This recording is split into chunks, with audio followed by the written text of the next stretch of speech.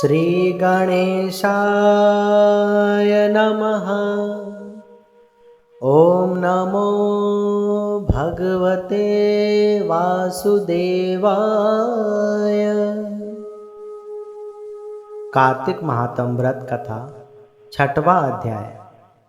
गृहस्थ आश्रम का महत्व तथा राजा उत्तम और ब्राह्मण का संवाद। श्री नारद जी बोले, हे ब्रह्मा जी, महर्षि व्यास जी और वशिष्ठ मुनि ने गृहस्थ आश्रम को सभी आश्रमों में श्रेष्ठ क्यों कहा है? कृपा करके इस बात को विस्तार पूर्वक बतलाइए।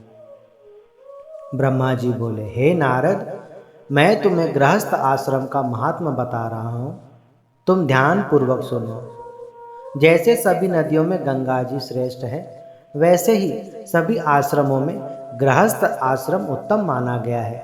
जैसे हर जीव को माता पिता का आश्रय लेना ही पड़ता है, उसी प्रकार सभी आश्रमों को गृहस्थ आश्रम का आश्रय लेना पड़ता है। जिस प्रकार पेट भोजन को हजम करके शरीर को पोषण देता है, उसी प्रकार गृहस्थ आश्रम धन अर्जित करके सभी आश्रमों को चलाते हैं। भिक्षक भी गृहस्थ आश्रम के सहारे ही चलते हैं। संसार में 6 प्रकार के भिक्षक कहे गए हैं। पहला ब्रह्मचारी, दूसरा सन्यासी, तीसरा विद्यार्थी, चौथा गुरु भगत, पांचवा राहगीर, छठवा संत सेवी। जो संतों और सभी की सेवा करता है उसे अनंत फल मिलता है। गृहस्थ आश्रम कौन सा है? जिसके द्वार पर देवता, पितृ, मनुष्य, पशु पक्षी आदि नित्य आते जाते हो। गृहस्थ आश्रम सब आश्रमों में उत्तम क्यों है, वह कथा मैं तुम्हें सुना रहा हूँ। पूर्व समय में उत्तानपाद नाम के एक राजा को एक पुत्र था, जिसका नाम उत्तम था, और उत्तम की धर्म पत्नी का नाम बहुला था।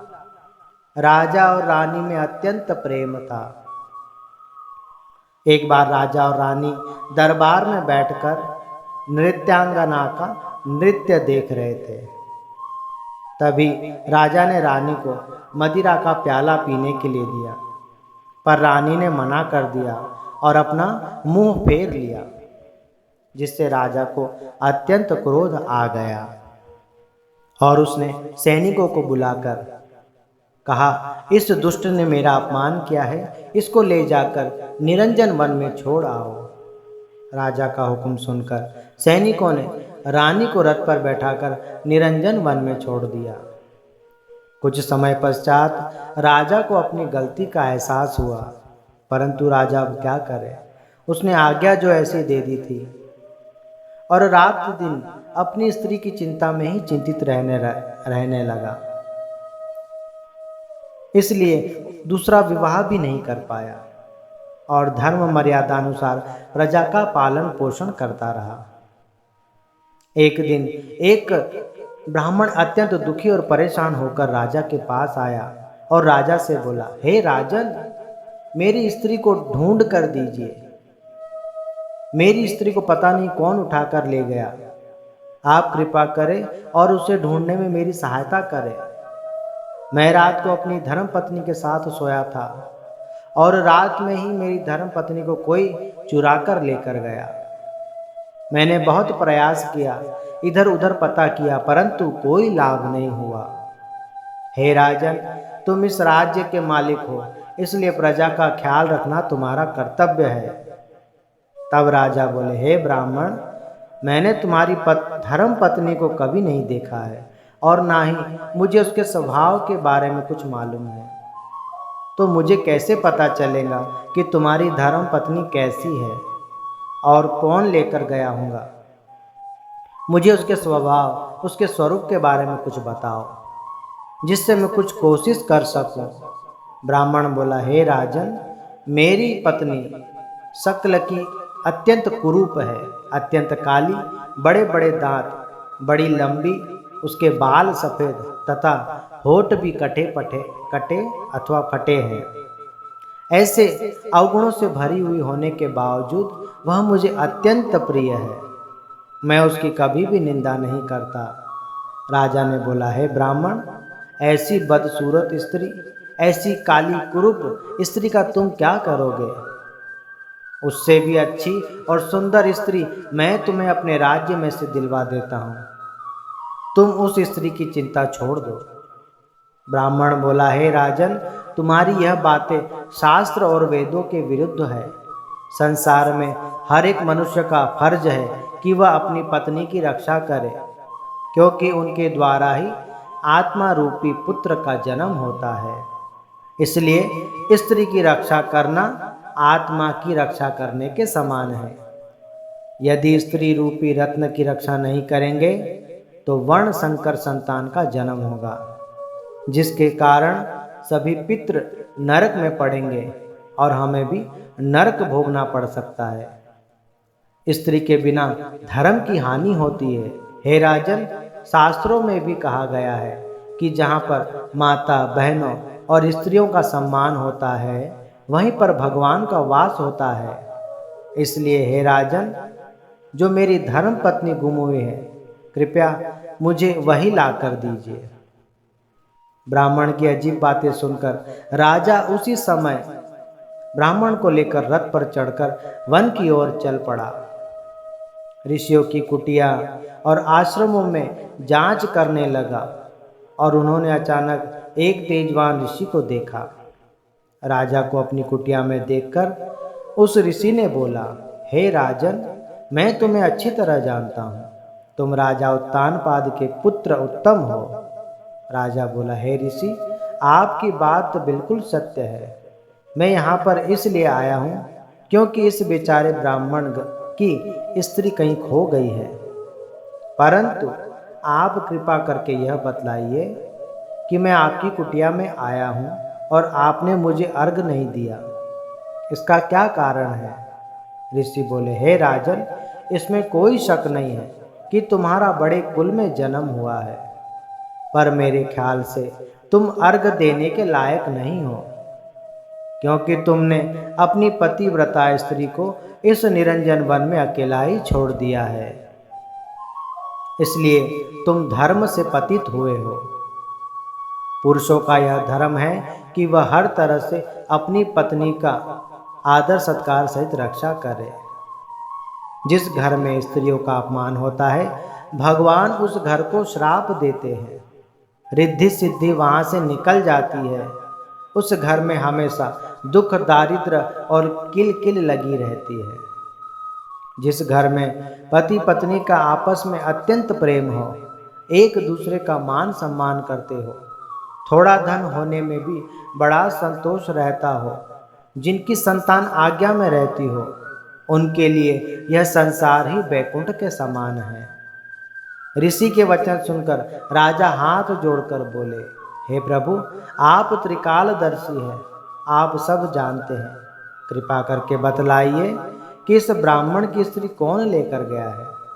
ऋषि बोले, हे राजन, इस ब्राह्मण की पत्नी को अद्रि नामक राक्षस के पुत्र उत्पलावन में लेकर गया है। तुम उस वन में जाकर उस राक्षस को मारकर उसकी पत्नी को लौटाओ।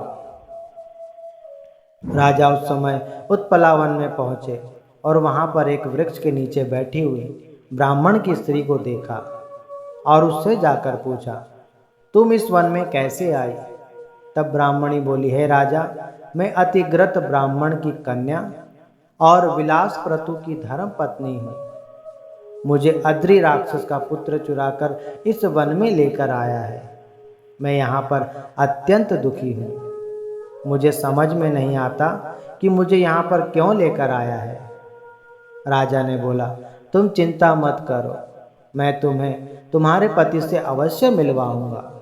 अब बताओ कि वह राक्षस कहाँ पर है? तब ब्राह्मणी ने इशारा करते हुए कहा कि राक्षस वहाँ पर बैठा हुआ है। राजा जाकर उस राक्षस के पास खड़ा हुआ। राक्षस ने राजा को देखा तो एकदम राजा के चरणों में गिर पड़ा। तब राजा ने पूछा, हे राक्षस, तुम ब्राह्मण की इस कुरूप स्त्री को क्यों उठाकर लाए हो? तब राक्षस बोला, हे राजन, मुझे इस ब्राह्मण की स्त्री में कोई मोह नहीं है। मेरे पास तो अप्सराओं से भी सुंदर स्त्रियां हैं, तो मैं इस मनुष्य की कुरूप स्त्री को लेकर क्या करूंगा? इस ब्राह्मण की स्त्री को लाने का यही एक कारण है कि यह ब्राह्मण हम राक्षसों को नाश करने का जंतर मंत्र जानता है। इसी कारण जब हम किसी यज्ञ में जाते हैं तो यह ब्राह्मण हमको मंत्रों के द्वारा भगा देता है। इसलिए हमने विचार किया कि पुरुष का आधा शरीर स्त्री होती है। स्त्री के बिना पुरुष हमेशा अधूरा ही कहलाता है और चिंताग्रस्त रहता है। यह विचार कर हमने ब्राह्मण की स्त्री को चुराकर यहाँ ले आए। राक्षस की बात सुनकर राजा विचार करने लगा कि यह राक्षस भी ब्राह्मण के जैसे ही मेरी निंदा कर रहा है। पुलस्त ऋषि ने भी मुझसे कहा कि तुम अर्घ देने के लायक नहीं हो। यह विचार कर राजा राक्षस को बोला, तुम उस ब्राह्मण की स्त्री को घर पहुंचा दो, फिर मैं जब तुम्हें बुलाऊं तब तुम मेरे पास आ जाना। राजा की आज्ञा मानकर राक्षस ने उस स्त्री को ब्राह्मण के घर पहुंचा दिया। उसके बाद राजा मन में विचार करने लगा कि मैं वन में जाकर उस ऋषि से पूछना चाहिए कि मैं ऐसा कौन सा पुण्य करूं जिसके कारण मैं अर्घ के लायक बनूं। यह विचार कर वह मुनि के पास आया और प्रणाम कर अपना सारा हाल सुनाया। मुनि ने बोला, हे राजन, अब तुम्हें जो करना है मैं वह बतलाता हूँ। इस संसार में पुरुष को यदि स्त्री का साथ हो तो वह धर्म, अर्थ, काम, मोक्ष चारों पदार्थ सरलता से प्राप्त कर लेता है। स्त्री के बिना पुरुष ऐसे है जैसे पानी के बगैर नदी हो। इसलिए तुम भी अपने धर्म पत्नी को घर बुला लो, जिससे तुम्हारा यह लोक और परलोक सफल होगा। फिर तुम धर्म पूर्वक राज्य करो। ऐसा करने से तुम्हारे सब दुख दूर हो जाएंगे। मुनि के ऐसे अनमोल वचन सुनकर राजा नमस्कार कर अपने राज्य वापस आ गया और उस समय उस महाबली राक्षस को याद किया। तब वह राक्षस प्रकट हुआ और राजा बोले, जाओ, मेरी धर्म पत्नी वन में है, तुम उसे लेकर आओ। तब राक्षस उसे ढूंढते हुए पाताल में नाग की कन्या नंदा के यहाँ से राजा की धर्म पत्नी को लेकर आया। राजा अपनी धर्म पत्नी को पुनः पाकर अत्यंत प्रसन्न हुआ और उससे क्षमा याचना की और इस प्रकार दोनों संसार के सुख आनंद पूर्वक भोगने लगे और अपनी धर्म पत्नी को धर्म और कर्म की सहायक समझने लगा। सच कहा जाता है कि जिस घर में स्त्री ना हो वह घर शमशान के बराबर कहा जाता है। इसलिए घर में सदा स्त्रियों का मान सम्मान करना चाहिए। ब्रह्मा जी बोले, हे नारद, गृहस्थ आश्रम का जो महात्म था वह मैंने तुम्हें विस्तार पूर्वक बतलाया। पद्म पुराण कार्तिक मास महात्म, गृहस्थ आश्रम महात्म, राजा उत्तम और रानी बहुला प्रसंग बाबत 6वां अध्याय समाप्त।